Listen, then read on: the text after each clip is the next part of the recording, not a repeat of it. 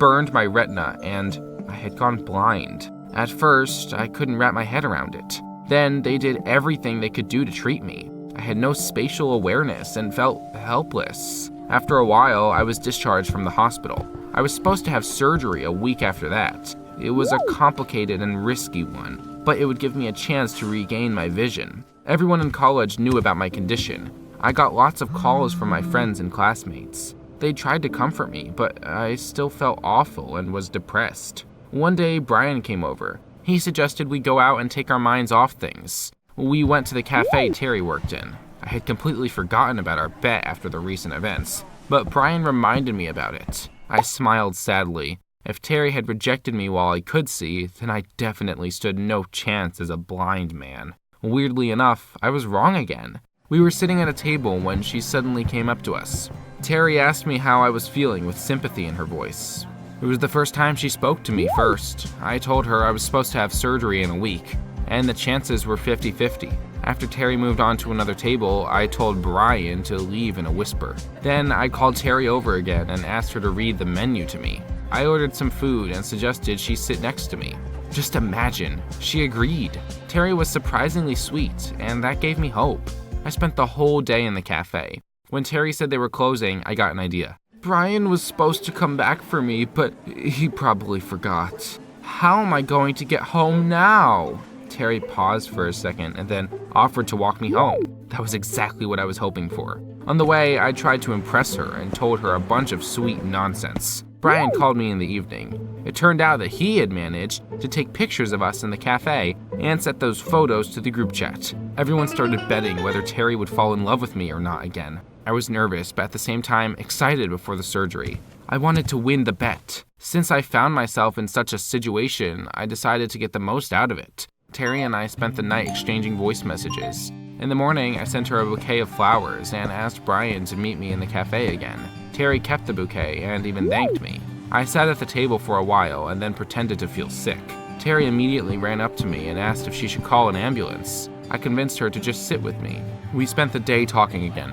She even spoon-fed me when there were no other visitors. Strangely enough, I had a lot of fun. At one point, I got thirsty. Terry had gone somewhere for a moment, and I decided to go to the bar myself. It turned out to be hard because I didn't know where I was going and bumped into people and tables. I even hurt myself. Terry noticed it, came over, and carefully walked me out. I asked her why she was so nice to me. Her answer surprised me. I feel guilty about what happened to you. I didn't warn you not to mix those reagents quickly enough. What? It wasn't like it was her fault. I didn't know chemistry well. But of course, I didn't say that. The day of the surgery came sooner than I expected. To say that I was stressed would be to say nothing. I was terrified. When I came to, there was bandages over my eyes. I had a sense of deja vu. Had it not worked? Would I stay blind forever? But then someone walked into the room, and it turned out to be my doctor. He said that the surgery had been successful. I couldn't believe it until the day I took off the bandages. I could see! Terry called me that day. At first I was planning on telling her the truth, but then I changed my mind. I lied and said that the surgery hadn't gone well, and that I could get my eyesight back, but it would take time. I told everyone in college the same thing. The dean wanted to expel me and suggested I looked for a specialized institution to apply to.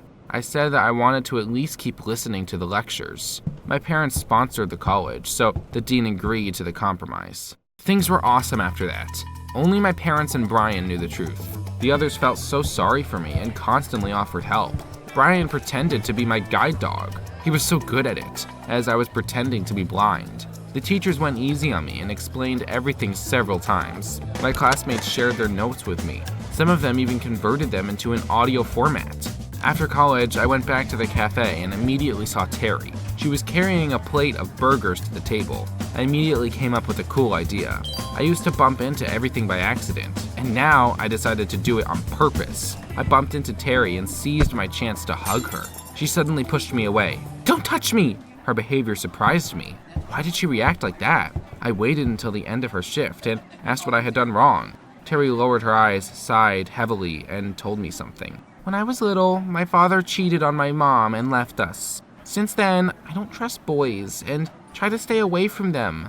Maybe it's stupid, but I never believe they are sincere. I assured her that I wasn't like that at all. I must have sounded convincing because Terry agreed to go on a date with me. We walked around the city, and I kept pretending I was blind. I asked her to not let go of my hand and tell me what was going on around us. When Terry turned away, I took some photos and sent them to the group chat. After that, most of my friends bet on my victory. Terry and I saw each other almost every day. I waited for her after work, and we went for walks. One day, our relationship reached a new level. Terry suddenly said that I really wasn't like all the other boys. I used to think you were just a spoiled son of rich parents, but now I've realized I can trust you. After that, she asked me over. She lived in a small house on the outskirts of the city with her mother. Terry brought me to her room and suddenly started changing. She turned out to have a great figure. I sneakily took a couple of photos and tried not to burst out laughing. If only she knew I wasn't blind. Then we went to the kitchen and Terry warmed up some food for us. She talked about her life during dinner. I suddenly realized that she was actually great. Terry studied well and found the time to work and help her mother. They were in a lot of debt and she was trying to pay it off. I had never had to work so hard. I was planning on sending the photos of Terry changing her clothes to the chat when I got home and suddenly hesitated. Maybe it wasn't a good idea. I hesitated a little but sent them in the end. After that, almost no one doubted my success. At some point, I noticed there was a new member in the chat without a profile image. I didn't think much of it and closed the chat. The next day, Brian suggested we play football. We used to hang out in the stadium a lot. I reminded him about my blindness, and Brian said I could come watch. I didn't want to stand there by myself, so I invited Terry. We were sitting in the stands, and she was commenting on the game for me. It was funny. I could see everything perfectly fine without her help. I wanted to go out on the field and amaze everyone, but I had to stay put. All of a sudden, a ball flew in our direction. It was flying straight at Terry, but she didn't see it. Watch out! I caught the ball in front of her face. Terry thanked me, confused, but then she frowned. How did you see the ball? I was such an idiot. No excuses came to my mind, and I stayed silent. Of course, Terry figured everything out. She abruptly stood up, and tears glistened in her eyes. I trusted you, and you were just laughing at me. I tried to convince her that it wasn't true. You only noticed me after I went blind. Then I had successful surgery, but didn't know how to tell you about it. I was afraid of losing you. I'm sorry. Terry hesitated and looked at me with disbelief. In the end, she said that she needed some time to think about everything. She left, and I stayed at the stadium. Brian came up to me and grinned. What, you don't want to lose the bet? The next day, I asked Brian to delete our stupid chat on the way to college. He promised to do it, but then we saw someone. Linda was coming back to the college. The girl I had dumped. Damn it, she was back. I was afraid that she would throw another tantrum, but that didn't happen. Linda didn't seem to notice me at all. My appearance in college without glasses caused a real stir. Everyone congratulated me on my recovery. I ran into Terry in class. She looked at me in silence for several long moments. I thought she was about to tell me to go to hell, but she suddenly said something incredible, that she had thought everything through and was really ready to give me another chance. You can't imagine how happy I was. I promised to never lie to her again. I remembered the story about her father and understood how important it was for her. We kissed. We sat together during lectures and went to the dining room during a break. I had never felt so happy while dating other girls. She was really special.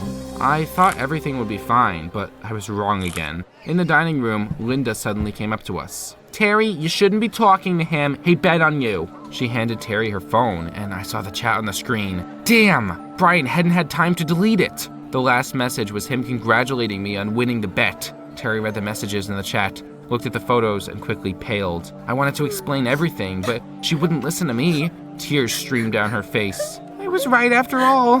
Boys can't be trusted. She turned around and ran away. I wanted to go after her, but Linda stopped me. She was smiling triumphantly. It turned out that she had found out about our bet from our mutual friends and decided to take revenge on me. Linda was the anonymous person who had recently joined the group chat. Damn it! Although I knew I was really the one to blame, I felt terrible. You know, if someone hurt you, you can get over it. But what if you were the one who screwed up? I realized that I had treated Terry horribly and decided to fix everything. That evening, I asked my parents for some money. The amount I asked for surprised them, but they still agreed to give it. I paid off all of Terry's mom's debts and sent her the check. I bought a bunch of gifts and came to her house, but she wouldn't let me in. I texted her how sorry I was a million times. I even wrote it on the asphalt like we were still in elementary school. But Terry didn't want to see me. Every day I waited for her after work, but she left by taxi. Brian saw how sad I was and tried to talk to her too, but it was useless.